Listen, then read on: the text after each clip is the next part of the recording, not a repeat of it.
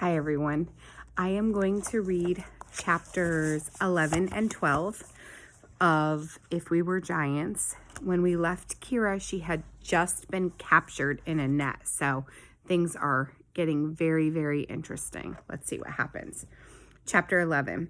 Kira was dangling upside down, her body pressed against the tightly woven net, twigs and leaves mashing onto her face. One arm was pinned to her side, and she was able to work her free hand up to clear a space so she could peek through a hole. A man ascended the trunk, moving with the liquid grace of a jungle cat. His clothing was all dull greens and dirty browns, allowing him to blend in seamlessly with leaf and limb. He was peering up at her through a screen of tightly braided hair, and his scarred hands and feet instinctively found grips for climbing, while his eyes never left the net. When the man reached Kira's branch, he nimbly hoisted himself up and withdrew a long, sharp cutting stone from the waistband of his shorts. Kira was helpless to do anything but watch as he got closer and closer. "Hey, Mom." The man bent over and squinted into the net. "Oh, hello, Kira." He gave her a little wave. "I was hoping to find the leopard that has been patrolling these parts. So sorry to disappoint you." "Oh, well, he'll be back." Mom shrugged and sat down cross-legged on the wide branch. "And what are you doing on this fine afternoon?" Kira shook her head. Or rather, she tried to. Being trussed up like this did not lend itself to much mobility. She settled for an eye roll. "Well, at the moment, I seem to be stuck in this tree." My, so you do." Mom's brow crinkled, matching the deep wrinkles that lined the rest of his face. He gestured at Kira's predicament like he had just noticed she was incapacitated. "And why are you like this?" "You know why." Mom raised one eyebrow in a question. "You did this," Kira said. "This is your net. You caught me in a trap like a wild animal." "Well, perhaps you should not have wandered so close to my home," Mom shrugged. "Like a wild animal." "That's hardly fair, Mom. You change the location of your home every month or so. It's hard to keep up." He waggled a finger at her. "One can never be too careful. I've seen many things in this life, young lady." Mom bent down and reached through the holes in the net to clear away some leaves, revealing more of Kira's face. He studied her for several moments. "Do you know what I think?" Kira tried to blow a stray lock of hair out of her face. "What?" "I think you have sad eyes." "They've always told me that you've seen some things in this life as well." After a long silence, he added, "Yes?" Kira looked away. "You know I don't talk about things like that, the past, but we cannot know the future. So what else is there to talk about except the past? How about we talk about you getting me out of this net in the very near future?" "Oh my, so feisty." He leaned forward and squinted at her, then poked tentatively at an elbow that was sticking out of the net. "Are you sure you're not a leopard?" Kira just rolled her eyes again. Mom chuckled and reached up with his cutting tool, hacked through a section of rope, and the entire net came apart. Kira was unceremoniously deposited onto the broad branch with a thump. "Oof!" She clambered to her feet, rubbing her lower back where she had smacked the limb. Strange. I thought leopards always landed on their paws." "I'm not your leopard, Mom." He tilted his head this way and that, chin in his hands, studying her. Finally, he gave her a dismissive wave. "Oh, I suppose not, but you should come to my humble house anyway and share a drink with me. I'm working on a new concoction with honey and berries. You'll love it." Mom talked with his hands, and his eyes went all crinkly when he was excited. Kira was still dusting herself off. "I would do that, Mom, really, but I need to get to the salt caverns before dinner, and I'm late already." She turned to step away, but Mom took her gently by the shoulders. "We have not chatted in a long time, and I have plenty of salt at the moment. How about this? You take as much as you need, and then spend the time you save visiting with old Mom." Kira chewed on her lip, weighing the offer. It would be nice not to have to haul herself all the way to the caverns, and Mom always treated her with kindness. But still, talking to him was like walking through a maze where a memory trap lurked behind every corner, because he was also... It's called borrowing from a neighbor, Kira, and in some parts of this wide world, it's actually quite a common practice. She looked down. I know about borrowing, she mumbled, and I know about neighbors. Mom gave her a gentle smile. I had a feeling you did. The old man leaned in and tapped her forehead. I think that a time when you learn to borrow from neighbors is part of your story. Kira turned her head away. Come now, he nudged her in the ribs. If you and I start acting neighborly and borrowing from each other, who knows? The practice might catch on with these folks. Mom gestured at the surrounding forest.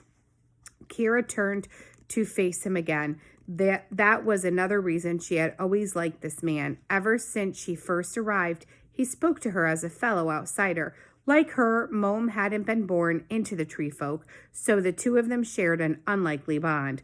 How far away is your new house? Mom pointed directly overhead. We're practically there. This, he kicked at the fallen net, is my last line of defense against all things leopardy. He reached up and disappeared into the leaves above. Kira sighed and followed. She saw his house immediately, though it was pretty bare bones operation. Thatched roof woven among the branches to keep the rainfall away, a single hammock, and a few shelves harboring Mom's meager accumulation of possessions. Soon, Kira was sitting in the guest chair, a bunch of thick, soft moss that had been stuffed into the V created by two branches emerging from the trunk at the same spot. She was able to lie back and relax, holding a wooden cup of honey juice that Mom had whipped up. It was delicious. Okay, this is pretty cozy, she admitted. But why do you change houses so often, Mom? Sipping from his own cup, the older man tilted his head and gave her question some thought for a few moments.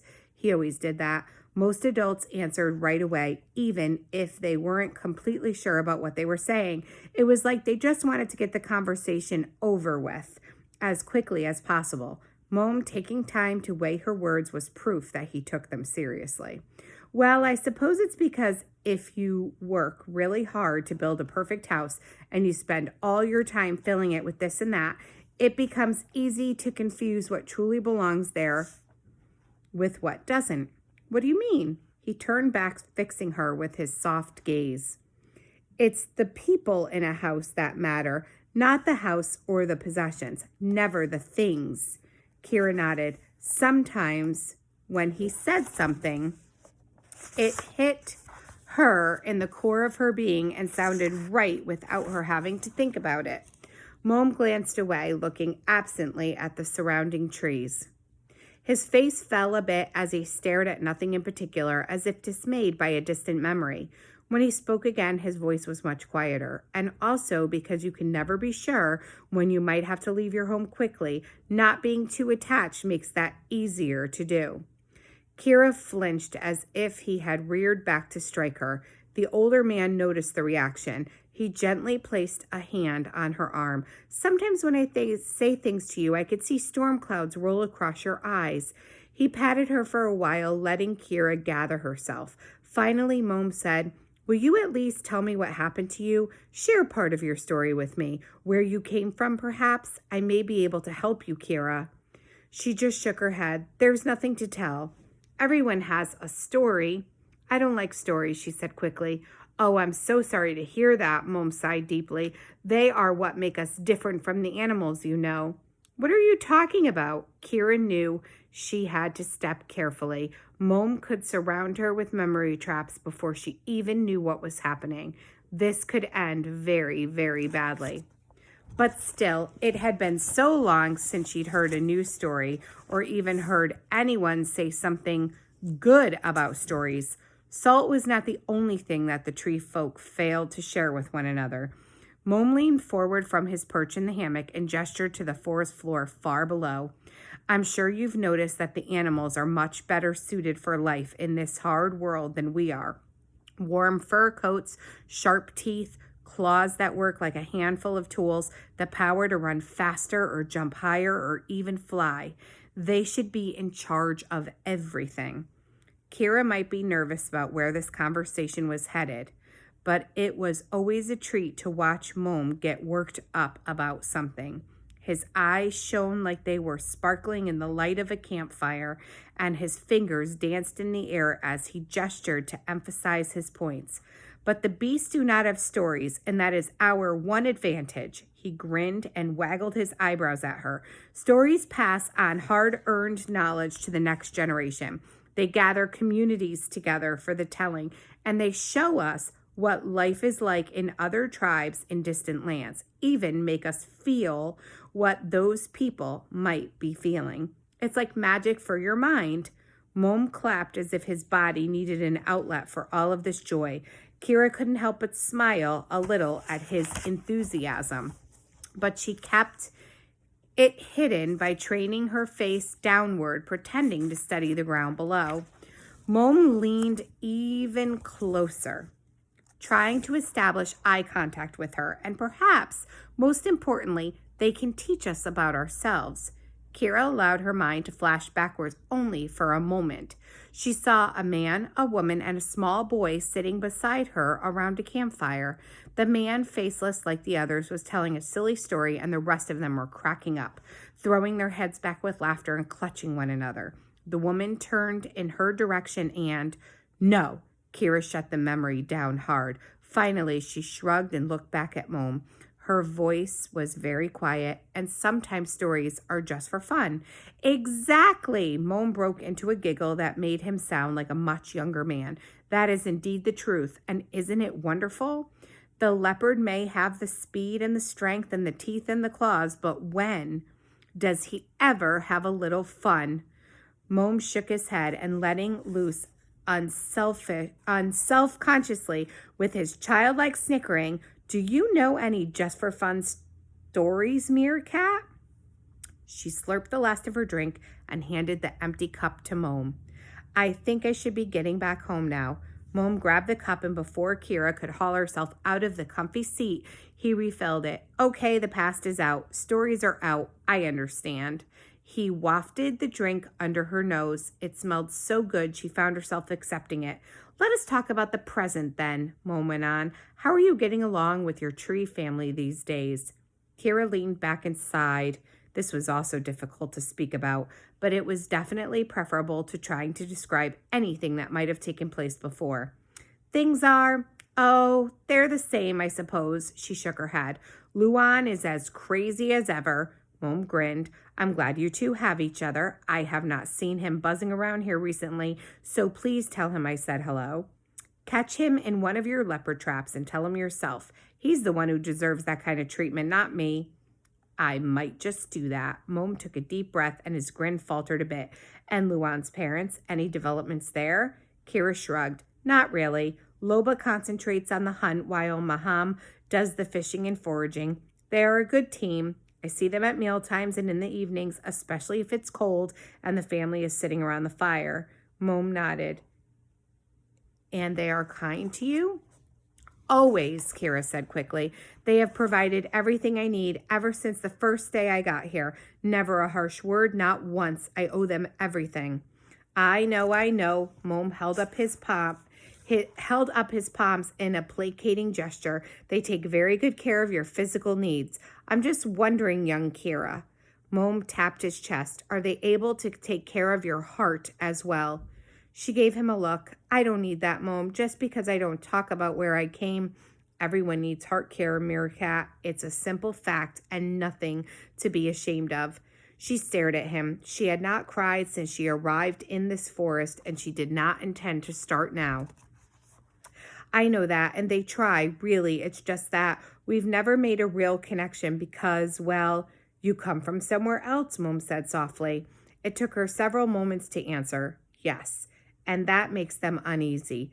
Kira sighed heavily. "Yes," she chewed on her lip in her thought.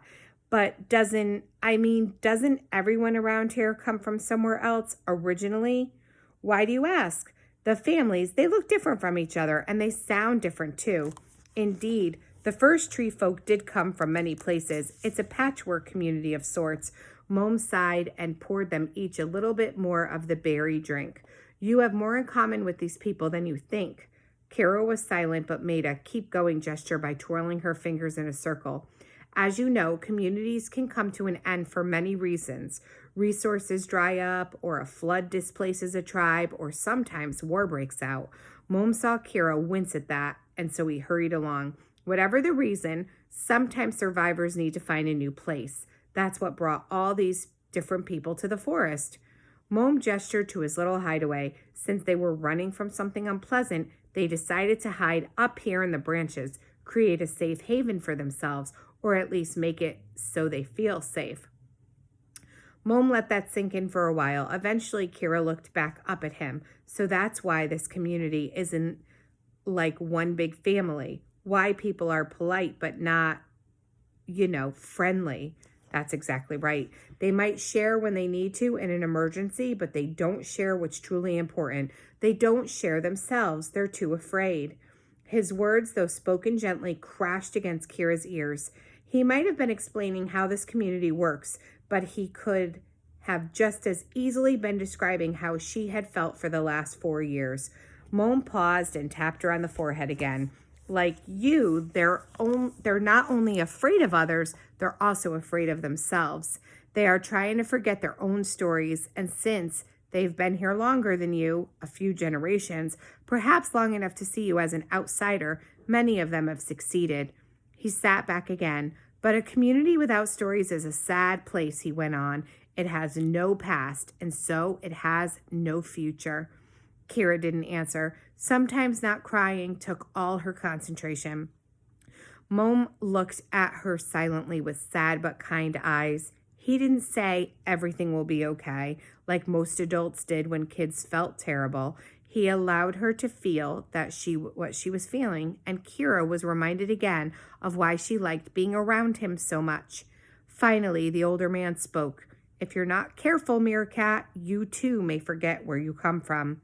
You may forget your story entirely, as these people have. She sighed heavily. That's the plan. Mom shook his head, but then he stood and stretched and lifted Kira's pouch from the branch where she had hung it. He found his salt bowl on a rough plank that served as a shelf, dumped the contents inside the pouch, and handed it to Kira. Come with me before you return home. I would like to show you something. Chapter 12. Encountering tree folk while traveling through the woods was eerie. Kira didn't think she would ever get used to it. Everyone dressed in forest-friendly earth tones like Mom, as they blended right in with their surroundings. And while she used to fancy herself as someone who could quietly make her way through the trees, Kira had quickly learned she was no match for those who'd been born 200 feet off the ground in a windstorm. These people had grown up being part of the very fabric of the forest, just as much as the birds or the beasts or the rains that dripped from the leaves during the wet season. But mostly it was the way the tree folk acted, she supposed, the way they kept to themselves. Outside the tree folk community, when you passed a person on a trail or the road, they acknowledged you somehow, a smile or a wave, or perhaps just a quick nod. Something that conveyed the message, hey there, we're both people who happen to be out walking near each other today. But the tree folk rarely recognized their presence at all unless you looked at them directly. Several times, Kira had been working her way across a delicate branch, searching for handholds and testing the limb to see if it would carry her weight, blithely assuming she was the only one in this stretch of the forest, and then she would turn to see someone perched, silent and nearly invisible, right next to her on a neighboring branch.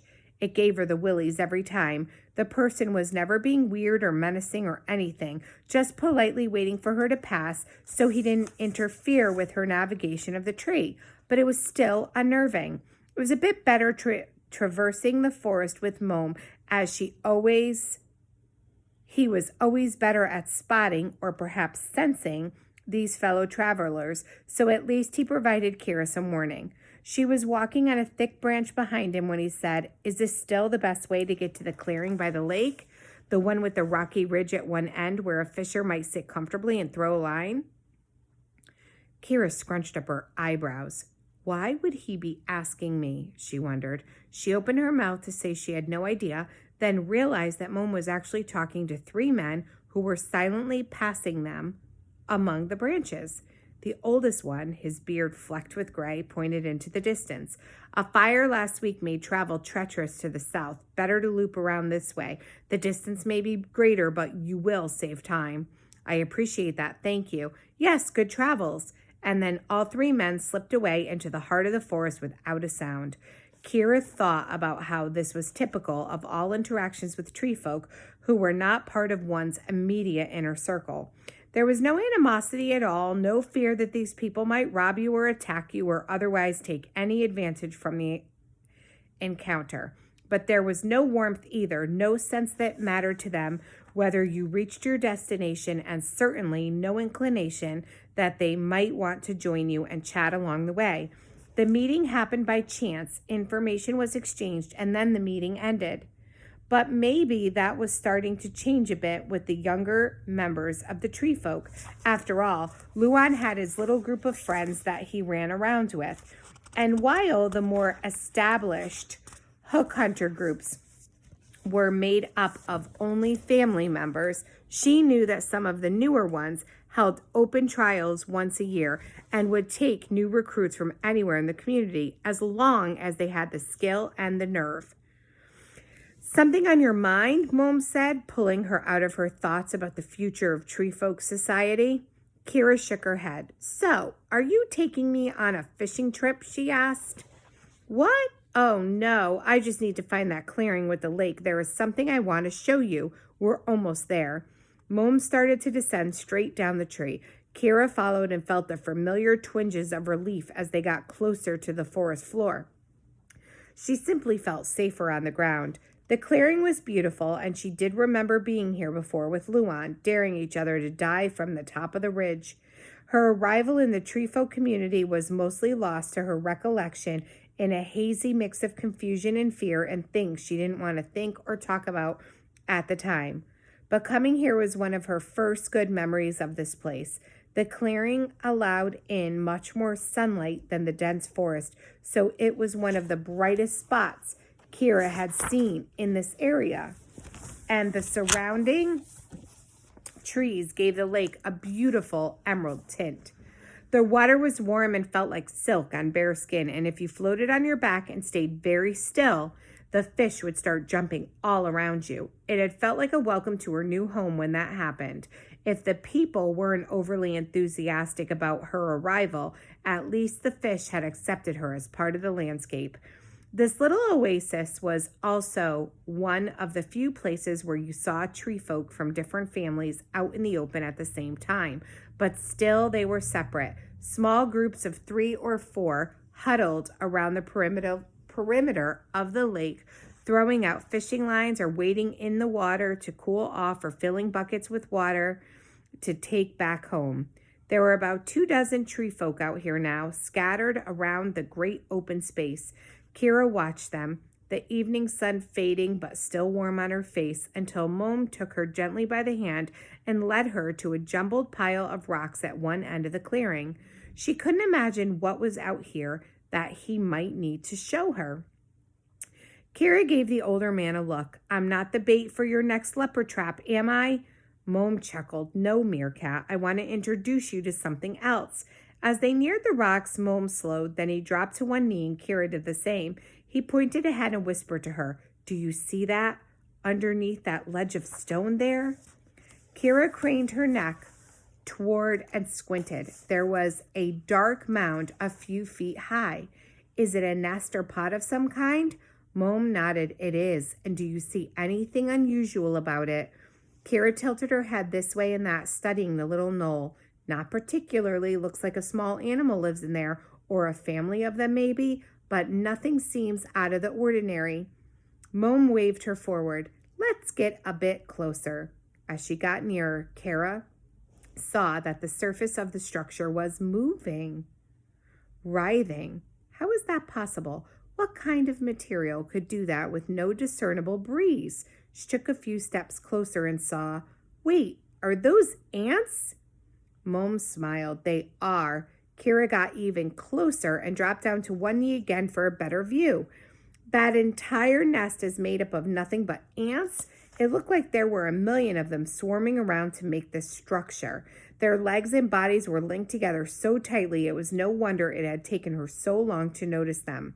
She pointed at the middle of the mass. What's inside? The queen and all of her eggs. These are the colony's most prized possessions, and every member does their part to protect them. How long do they stay like that? Mom shrugged. As long as they need to. In the morning, many will break away from the nest and go off in raiding parties to find food to bring back.